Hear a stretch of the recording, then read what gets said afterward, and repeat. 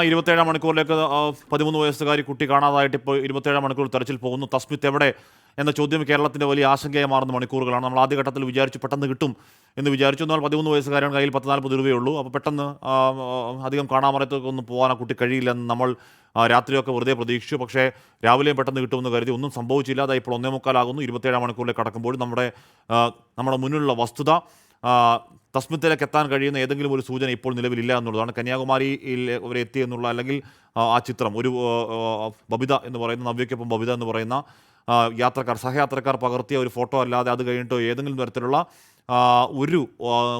ഒരു ലീഡോ അതിലേക്ക് നയിക്കാൻ ഒറ്റ ഫോൺ കോളോ ഒരു ലീഡോ പോലും പോലീസിന് കിട്ടിയിട്ടില്ല എന്നുള്ളതാണ് ഏറ്റവും സങ്കടകരം. 17 മണിക്കൂറിലേക്ക് കടക്കുകയും 27 മണിക്കൂറിലേക്ക് കടക്കുകയാണ്.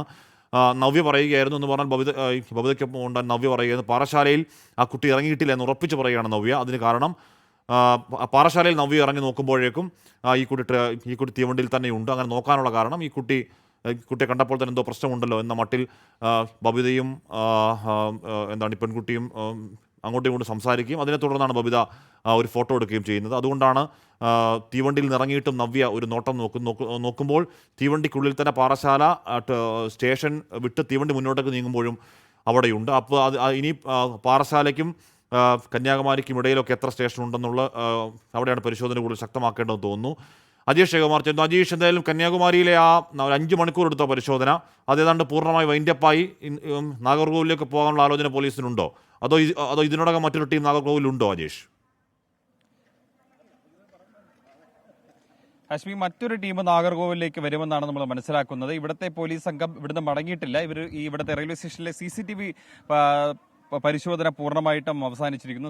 ഈ സ്റ്റേഷനകത്തെയും ഇതിന്റെ പോർട്ടിക്കോയിലെയും മുഴുവൻ CCTV ദൃശ്യങ്ങളും 2 തവണ പരിശോധിച്ചു. പക്ഷേ ഒരിടത്തും ഈ പെൺകുട്ടിയുടെ ഒരു ദൃശ്യവും പതിഞ്ഞിട്ടില്ല. ഇതിന് പുറത്ത് ഈ ഓട്ടോ ഡ്രൈവറുടെ മൊഴിയും പൂർണ്ണമായിട്ടും പോലീസ് തള്ളുകയാണ്. അദ്ദേഹം ഒരുപക്ഷെ മാറിപ്പോയതായിരിക്കാമെന്നാണ് പോലീസ്. ഈ ഓട്ടോ ഡ്രൈവർ ഈ പെൺകുട്ടിയെ കണ്ടു എന്ന് പറയുന്ന സ്ഥലത്ത് കടകളുള്ള സ്ഥലമാവില്ലേ? അവിടെ എന്തെങ്കിലും CCTV ഉണ്ടാവില്ലേ? അപ്പോൾ അതൊന്നും നോക്കി കഴിഞ്ഞാൽ അയാൾ പറയുന്നത് സത്യമാണോ, ഉള്ളതാണോ, അല്ലെങ്കിൽ അയാൾ തെറ്റിദ്ധരിക്കപ്പെട്ടാണോ എന്ന് അറിയാൻ കഴിയില്ല അജീഷ്.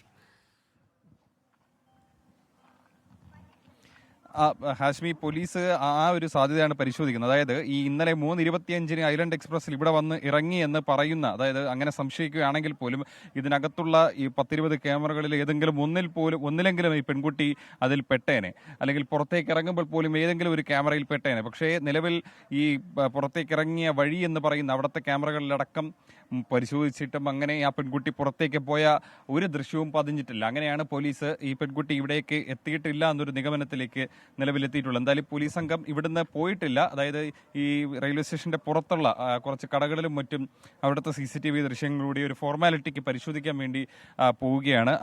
ജസ്റ്റ് അതുകൂടെ പരിശോധിച്ചതിന് ശേഷമായിരിക്കും ഇവിടുത്തെ സംഘത്തിന് നിർദ്ദേശം കിട്ടുമ്പോഴായിരിക്കും ഇവർ മറ്റു സ്ഥലങ്ങളിലേക്ക് പോകുന്നത്. എന്തായാലും ഇവിടെ വന്ന 5 അംഗ സംഘം, 4 പുരുഷ പോലീസും ഒരു വനിതാ പോലീസുമുണ്ട്.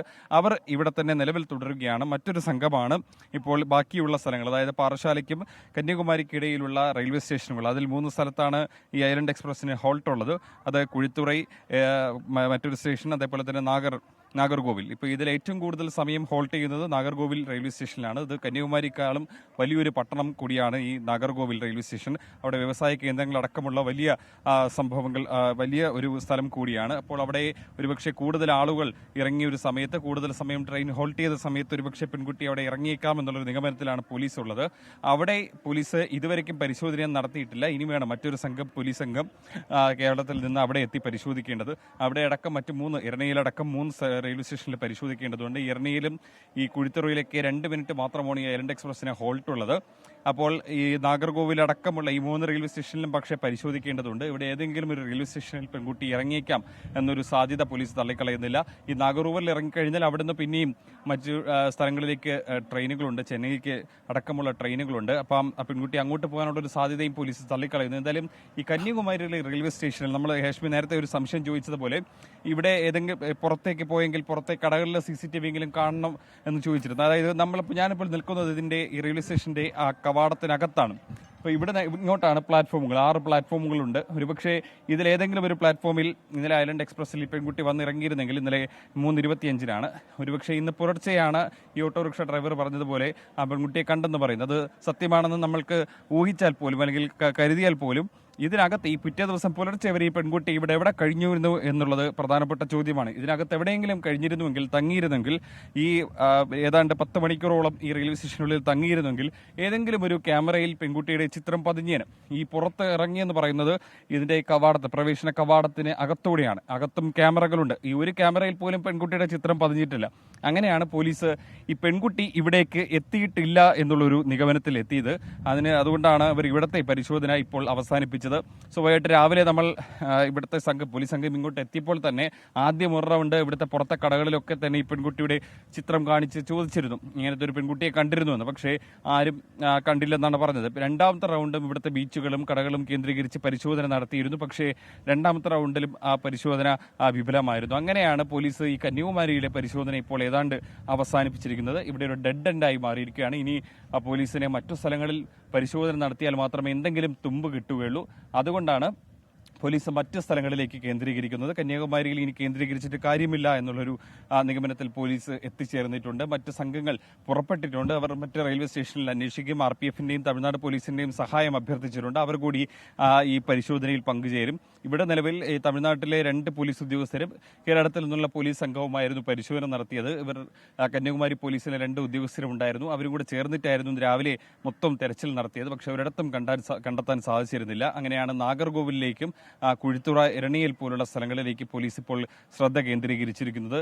എന്തായാലും 5 മണിക്കൂറാണ് നമ്മൾ കന്യാകുമാരിയിൽ ചെലവഴിച്ചത്. 5 മണിക്കൂറാണ്. അത് 5 മണിക്കൂർ അതൊരു പക്ഷേ വെറുതെ ചെലവഴിച്ചു എന്ന് പറയേണ്ടി വരും. അതിന് കാരണം ഈ ഓട്ടോക്കാരൻ അവിടെ കണ്ടു എന്ന് പറയപ്പെടുന്ന മൊഴിയാണ്. ഇപ്പം എന്തായാലും അത് അവസാനിക്കുന്നു. ആ പരിശോധന തന്നെ പൂർണ്ണമായി തന്നെ കന്യാകുമാരി അവസാനിക്കുന്നു. നാഗർകോവിലേക്ക് പോകും. നാഗർകോവിലിൽ നിന്ന് കേരള പോലീസിലെ മറ്റൊരു സംഘം ഇതിനോടകം നാഗർകോവിലേക്ക് തിരിച്ചിട്ടുണ്ടെന്ന് അറിയാൻ കഴിയുന്നു. ഇനിയിപ്പോൾ അവിടെയുള്ള CCTV പരിശോധന അടക്കമുണ്ട്. പ്രിയപ്പെട്ട പ്രേക്ഷകരെ, 27 മണിക്കൂർ എന്ന് പറയുന്ന ഒരു ചെറിയ സമയമല്ല. ഒരു 13-കാരെ കാണാതായിട്ട് എന്തെങ്കിലും സൂചന കിട്ടുന്നില്ല എന്നുള്ളത് ആശങ്കാജനകം തന്നെ.